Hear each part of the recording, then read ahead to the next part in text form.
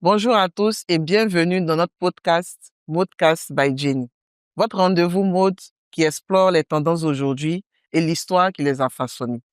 Aujourd'hui, nous allons aborder un sujet qui fait couler beaucoup d'encre et qui est au cœur des conversations dans l'industrie de la mode, l'appropriation culturelle. De nombreux créateurs s'inspirent des traditions du monde entier pour leurs collections. Mais où se trouve la ligne entre l'hommage sincère et l'appropriation, ce que l'on pourrait qualifier de pillage culturel? Est-ce qu'un motif ancestral perd son âme quand il est mis sur un vêtement de luxe? Pour en parler et démêler le vrai du faux, nous avons la chance d'accueillir Monsieur Jean-Marie Inda, CEO de EthnoChic by JM. À tout à l'heure pour le Modcast by Jenny.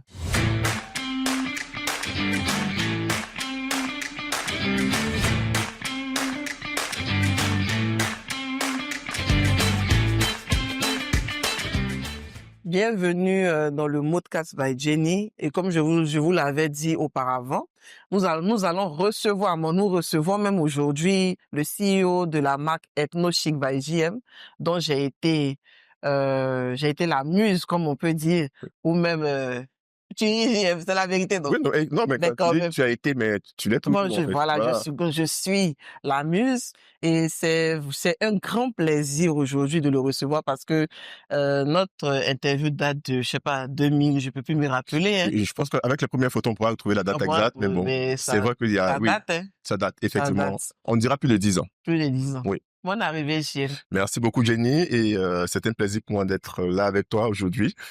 Non, moi-même, c'est moi qui suis la plus heureuse parce que moi, j'étais attrapée. Parce que toi, tu es toujours dans les mariages. On te voit pas, on sait pas comment on va faire. Bon, aujourd'hui, au moins, tu as pu dire non à une mariée là-bas pour moi. C'est ça, non? Mais je pense qu'il lui fallait quand même. Ah, Et mais parce que je voilà. pense que le sujet est intéressant. Et je pense que le cheval de bataille sur lequel tu es, justement, mérite qu'on puisse t'accompagner voilà, sur ce chantier-là. Il y allait dire ouais. applaudissez, mais comme vous êtes l'autre côté du truc. Alors, JM, toi, tu vas te présenter. Moi, c'est moi qui l'appelle JM, mais sinon, c'est pas son nom. Il va se présenter, il va dire ce qu'il fait et tout. Alors, je suis Jean-Marie Nda et je suis enseignant de premier degré chez nous, on dira cycle 1.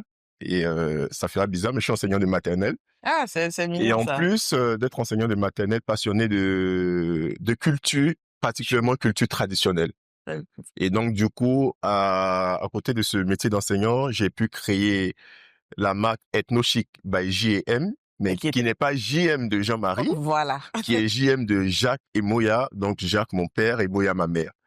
Et qui, je pense, m'ont inculqué toutes les valeurs, je pense que je leur devais bien ça, donc du coup, d'où le EthnoChic by JM. C'est un hommage à tes parents. Exactement, un hommage à mes parents qui n'étaient plus là quand on créait EthnoChic. Du coup, je pense que je leur dois bien ça.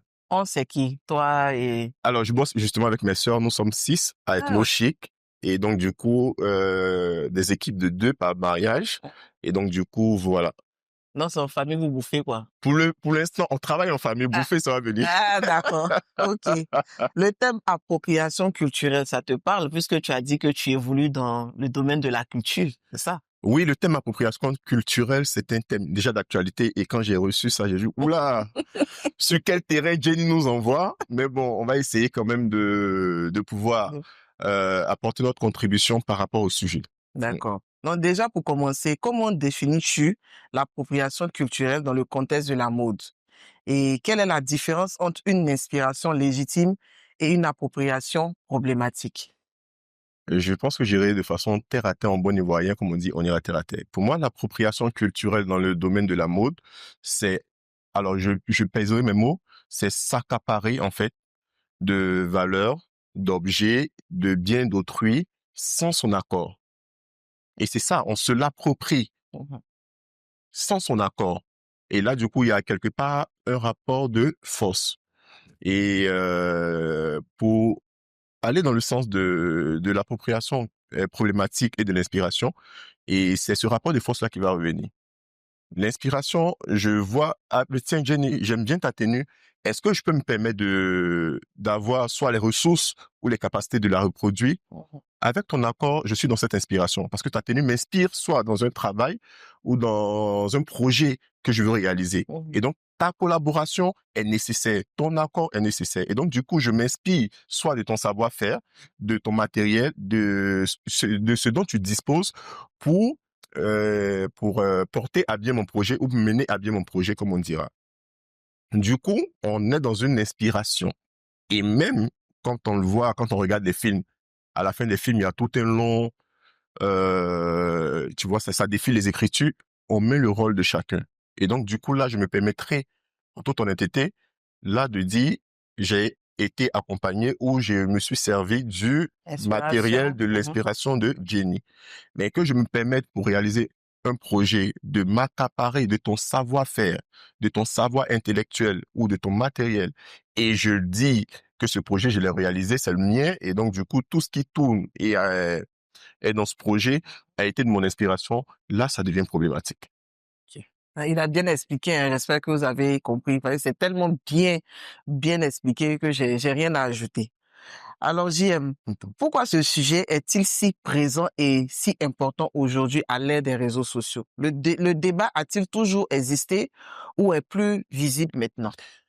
Je pense que le débat a toujours existé et on va beaucoup entendre une expression et tout au long de cet échange, le rapport de force.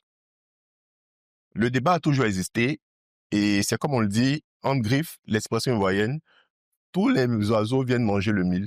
C'est celui qu'on attrape, qu'on appelle mange-mil. En fait, c'est un peu ça. Vous voyez, aujourd'hui, l'importance des réseaux sociaux permet de savoir ce que j'ai chez moi, ce que tu as chez toi. À l'époque, on était dans notre univers, ceux qui avaient la chance d'avoir une ouverture, une culture, sont ceux qui voyageaient. Aujourd'hui, les réseaux sociaux nous permettent de voyager. Je sais un peu ce qui se passe chez les Maliens. Je sais un peu ce qui se passe, par exemple, au-delà de mes frontières ivoiriennes, au-delà des frontières africaines. Aujourd'hui, on a des chaînes télévisées, des réseaux qui nous montrent la vie en temps réel de tous les peuples. Et donc, je sais ce qui appartient à chaque peuple. Et donc, quand quelqu'un se permet d'utiliser l'identité d'un autre peuple, automatiquement, même moi, qui ne suis pas du domaine juridique, je dis Tu sais automatiquement que, ah mais tiens, ça, c'est pas normal. Et donc, la polémique aujourd'hui, les gens se saisissent des réseaux sociaux pour défendre des droits. Et donc, on a l'impression que ça fait écho. Et ça existait bien avant, mais aujourd'hui, on dira, les réseaux sociaux ont permis, en fait, d'ouvrir le débat et de permettre de se défendre et de porter au monde entier l'information que je suis victime d'une appropriation, je suis victime d'un pillage. Mais peux-tu nous donner des exemples concrets, récents ou historiques des cas d'appropriation culturelle qui ont fait polémique dans l'industrie de la mode? Exemple, les coiffes amérindiennes, certains motifs africains, etc. Alors, c'est vrai que dans l'actualité, par les réseaux sociaux, on a appris beaucoup d'informations. Je pense que quand on parlait des tresses, des coiffes amérindiennes, sauf erreur de ma part, en 2012, il y a eu un défilé de Victoria's Secret où je pense que les mannequins ont défilé. Du coup, sans avoir été mentionné, c'est une sorte d'appropriation. Oui. Et ça fait scandale.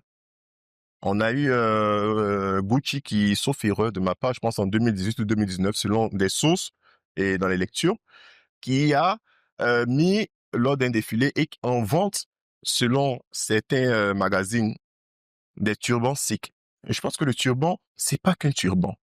Je peux me permettre d'attraper un pagne et de faire un turban.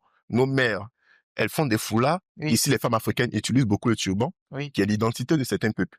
Mais le turban, si, c'est un turban en fait, c'est un objet de foi. C'est un objet de dévotion. Bon, pas de dévotion, mais je dis qui est lié à une foi, à une croyance. Et donc, on ne peut pas se permettre de l'utiliser comme on veut, comme effet de mode. Et Oui, pour moi, ça. c'est ça. La culture, ça doit être respecté parce que la culture, c'est l'identité d'un peuple. D'accord. Alors, pour explorer les intentions des créateurs et les conséquences, quelles sont selon toi les motivations des créateurs qui s'inspirent des cultures traditionnelles? S'agit-il d'une démarche sincère d'hommage ou d'une simple volonté de créer une esthétique pour des raisons commerciales? Je dirais qu'il y a les deux pendant. Aujourd'hui, on se rend compte de la révalorisation, la réappropriation de son identité culturelle. On avait une époque où on était très calqué sur tout ce qui était jean, basket, Air Max, en fait tout ce qui était touche occidentale. Aujourd'hui, je vais pas aller plus loin, je parlerai de l'Ivoirien. On a l'Ivoirien qui est fier. Très fier. Même s'il n'est pas, il met pas le pankita, on verra à un événement, à une cérémonie, un Ivoirien avoir une touche, une coiffe, une bague. En fait, qu'il y aura un élément qui rappelle sa culture. Réappropriation.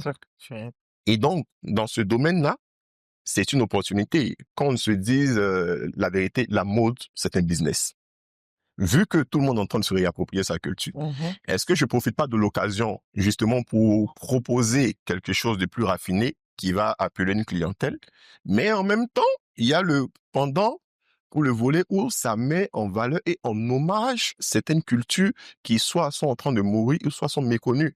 Il y a de très belles cultures, de très beaux motifs qui ne sont pas connus. Et donc, du coup, je vais faire connaître cela. Mais à travers un documentaire, ce qu'on en regarde, aujourd'hui, on est tous portés sur la mode.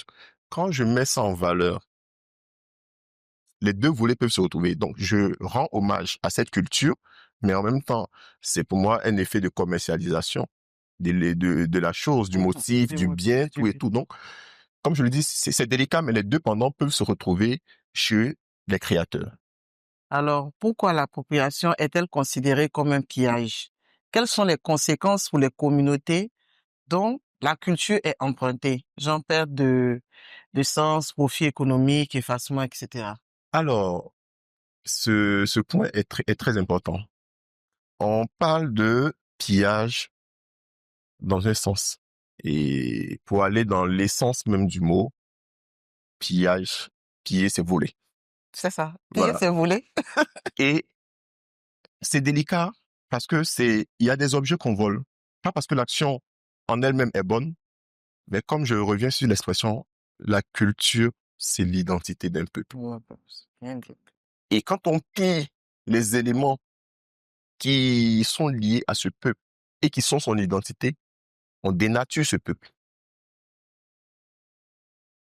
Il y a le non-respect de ce peuple-là. Moi, je pense que c'est une sorte d'humiliation, une sorte de, je cherche l'expression. En fait, c'est une sorte de rabais.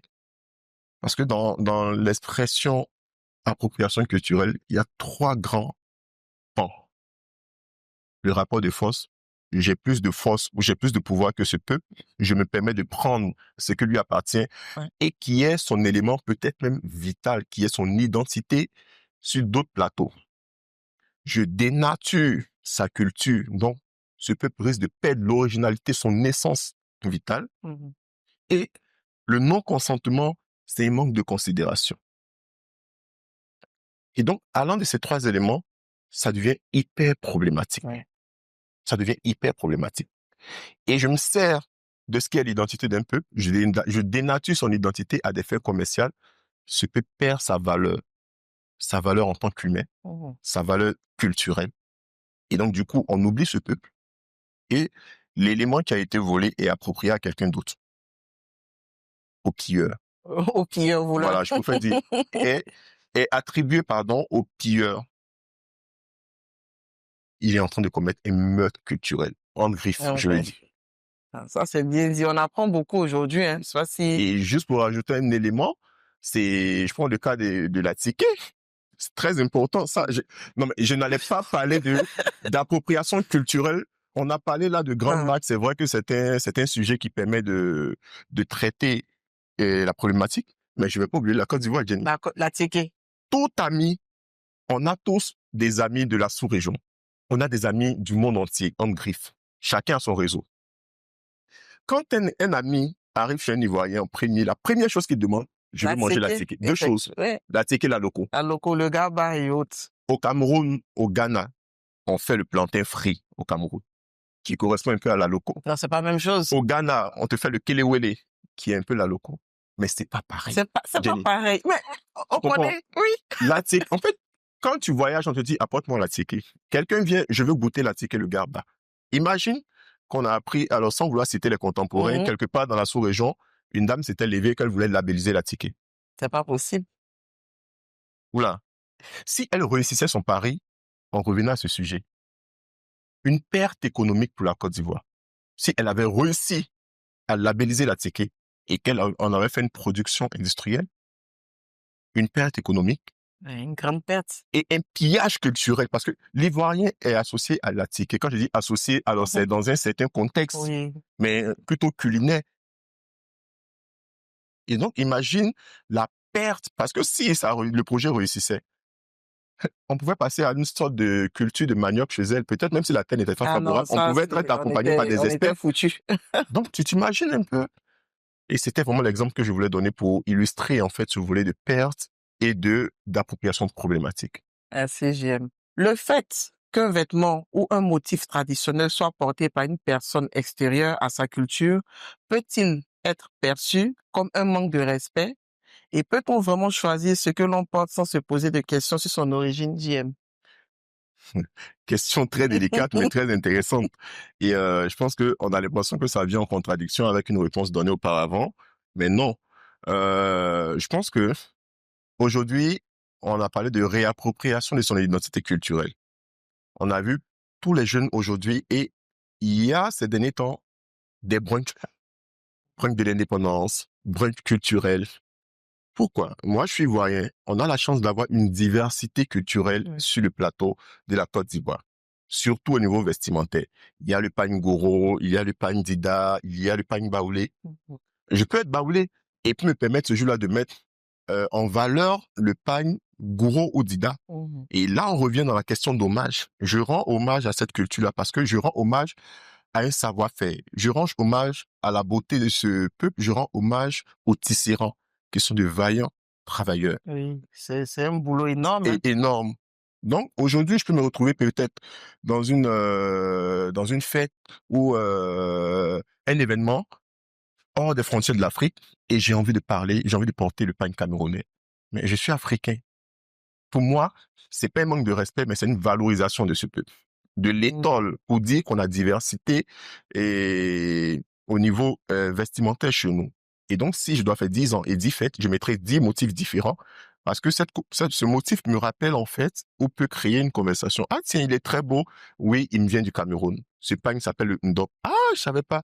Mhm. Oui, ce motif, il est très beau. Il me vient de la Côte d'Ivoire. Ce motif, il est très beau. C'est le kente. Il vient du Ghana. Mhm. Et donc, c'est un hommage. C'est une valorisation de notre culture.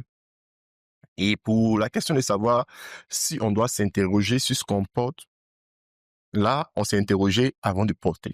Donc, c'est Oui, aussi important. c'est important. Quel est l'objectif? Je vais à une soirée culturelle, la même soirée où ce sont les mêmes personnes.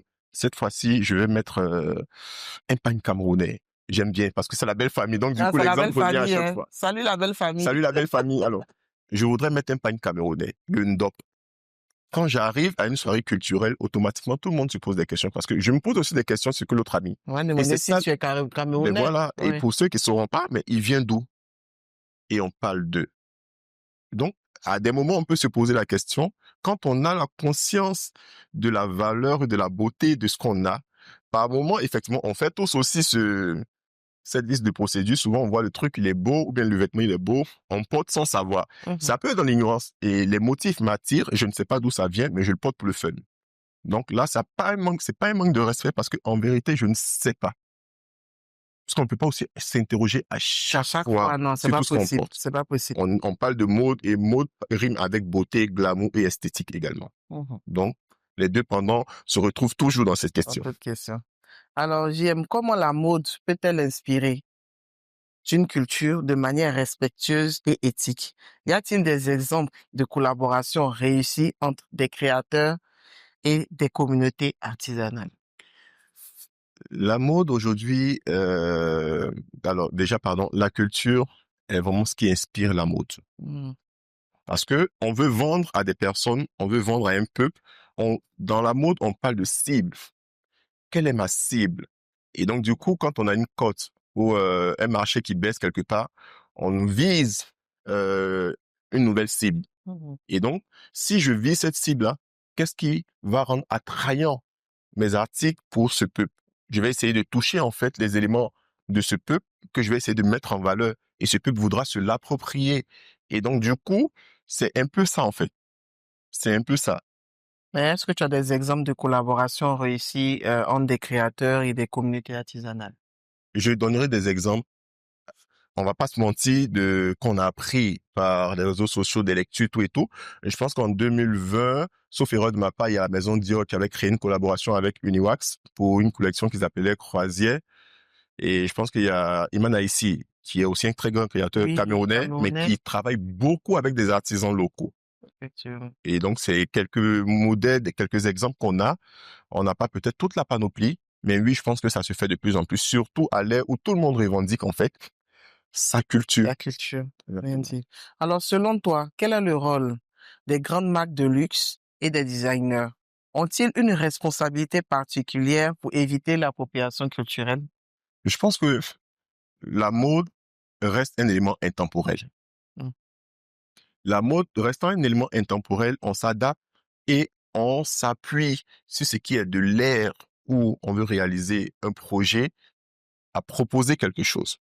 Et donc, pour moi, ces marques-là ne devraient pas être juste commerciales, mais aujourd'hui, justement, elles doivent être promotrices de valeurs et de culture. Mhm. Je peux pouvoir m'inspirer de ta culture, mais il faut qu'il y ait le volet promotion et volet commercial. C'est ça, en fait. Et la mise en valeur de la culture du peuple choisi est très importante. Donc, ils ont Mm. ce rôle-là de promoteur et de businessman. Pour moi. C'est bien dit. Alors, quel rôle la loi et la propriété intellectuelle peuvent-elles jouer dans la protection des savoir-faire traditionnels et est-ce une solution viable selon toi? Je pense qu'il y a une fois, il y a eu un intervenant qui a vraiment abordé le sujet et c'était lors d'une conférence. Et c'était très important. Ce volet, il est assez complexe. Il y a des instances de protection intellectuelle qui sont établies en Côte d'Ivoire comme à l'international.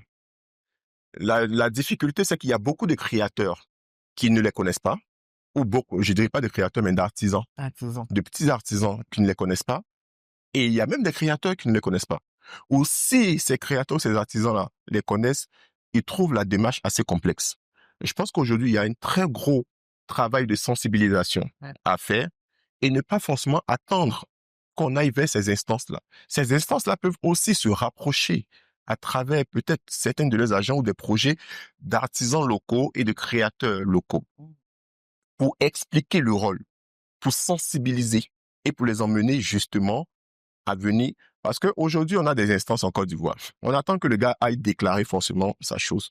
Mais il faut s'adapter à son siècle. Cela peut se faire de façon concomitante.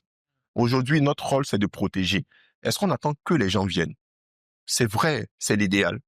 Mais étant ivoirien, faisant partie de ces instances, de ces organes, pour moi, le développement, c'est aussi ça. Mhm. Aller à la protection de ce que je pense être une intellectuelle, une propriété intellectuelle Mm. de mon pays, de ma culture. Donc, je déploie peut-être au sein de mes services des organes qui vont aller sensibiliser, recenser et qu'on va ensemble protéger. Parce qu'il y a certains qui ne savent pas l'existence de ces organes-là. Alors, JM, quelle est la plus grande difficulté, selon toi, Mhm. à pouvoir lutter contre l'appropriation culturelle en Afrique? Alors, selon moi, je pense qu'on a, est-ce que je dirais un réel problème? Dans d'autres cas, ça serait un problème, d'autres cas, un avantage. Mhm. En Afrique, en fait, on a des peuples qui s'étendent sur plusieurs pays. Je prends l'exemple du Kente. Le Kente est beaucoup plus valorisé au Ghana et l'origine du Kente, c'est le Ghana. Est-ce que moi, Lacan, qui suis, qui est immigré ou dont les ancêtres ont immigré du Ghana pour arriver en Côte d'Ivoire, du grand groupe Akan, je me, je me reconnais pas dans le Kente, Mhm. étant sur le territoire justement ivoirien, est-ce le droit de revendiquer le Kente comme le Ghanais? C'est l'une des difficultés. Je pense que résoudre ce problème-là serait déjà d'abord de circonscrire en fait les éléments à chaque peuple. Parce qu'on retrouve le batik sur différents aires géographiques de notre continent. Mhm. On retrouve le Kente de la Côte d'Ivoire au Ghana, au Togo. Vous comprenez? Mhm. On retrouve plusieurs éléments qui sont en fait liés à différentes cultures. Le problème de la protection va se poser au niveau de la reconnaissance de cet élément à une culture. Et je pense que c'est dans ce petit, alors est-ce que je vais appeler ça désordre? Non, c'est dans ce petit problème-là que certains profitent pour justement s'approprier la chose. Parce qu'on s'attend, on se dit, bon, si on n'arrive pas à savoir à qui ça appartient, je peux en profiter. C'est ça la difficulté aujourd'hui qu'on a avec le pillage, en fait, culturel. Ok. Et est-ce qu'on pourra le résoudre, sachant que c'est quelque chose qui date vraiment, vraiment, vraiment de Mathusalem, comme on le dit, Ouais. mais je pense qu'il y a quand même, on part de plus en plus vers des éléments principaux. Par exemple, le pain baoulé reste en Côte d'Ivoire. Il y a Ces des éléments qui efforts. sont typiques à la culture, Culture déjà, ivoirienne. je pense que nos instances étatiques doivent aller plus sur le terrain que sur la théorie, Mhm. qu'on tienne compte de toutes les différentes tranches de la population intellectuelle, artisan, qui n'est pas vraiment lettré, parce que cet artisan-là, il produit quelque chose, mais c'est pas parce qu'on est l'organe de protection, on doit attendre qu'on vienne vers nous. Ouais. On doit aller vers ces artisans-là. Donc, répertorier déjà en Côte d'Ivoire. Qu'est-ce qui est typique? Répertorier déjà au Ghana. Qu'est-ce qui est typique? Répertorier au Togo. On peut commencer par là. Tout ce qui vient de chez nous qui est typique. Un Ivoirien ne peut pas aller se permettre de s'approprier le ndolé. C'est pas possible. Vous comprenez? C'est pas possible. Un Ghanais, un Ivoirien ne peut pas aller se permettre de s'approprier le bankou. Oui, cette recette peut être protégée. Peut-être que c'est déjà protégé. Mais voilà, peut-être en termes de culture, en termes de, par exemple, au niveau culinaire, au niveau vestimentaire, recenser ce qui est typique. Et maintenant, ce qui est partagé sur la culture à cause de l'histoire fera objet d'une réflexion plus tard. Et moi, il n'y a pas envie de te laisser, hein, parce que tu maîtrises. Quand on dit quelqu'un maîtrise son sujet, c'est toi. Mais tu dois revenir, parce que ça, c'est que la première partie. Exactement. En tout cas, merci JM. Et comme je disais tout à l'heure, nous arrivons à la fin de notre discussion. JM, merci, un grand merci pour ton éclairage. En tout cas, pour résumer, nous avons vu que l'appropriation culturelle est un sujet complexe Très. qui nous pousse à nous questionner sur le respect, la reconnaissance et l'éthique dans la mode. Il ne s'agit pas de condamner l'inspiration, mais plutôt de comprendre son origine et de s'assurer que les communautés qui en sont à la source sont reconnues et respectées. C'est un appel à une plus grande responsabilité, tant pour les créateurs que pour nous, les consommateurs. Merci à vous d'avoir écouté l'épisode, le premier, je vais dire la première partie de ce thème-là, l'appropriation culturelle. Et à la prochaine pour un nouvel épisode du podcast by Jenny. Bye bye. Ça va Non, mais t'as bien donné les idées. Il nous reste 30 minutes à faire ici. Le sujet est passionnant. Voilà, on est occupé à 15 heures. On a un temps de franconner, puis on va dire. C'est sûr, ça fait comme ça. C'est comme ça. Quelle est la plus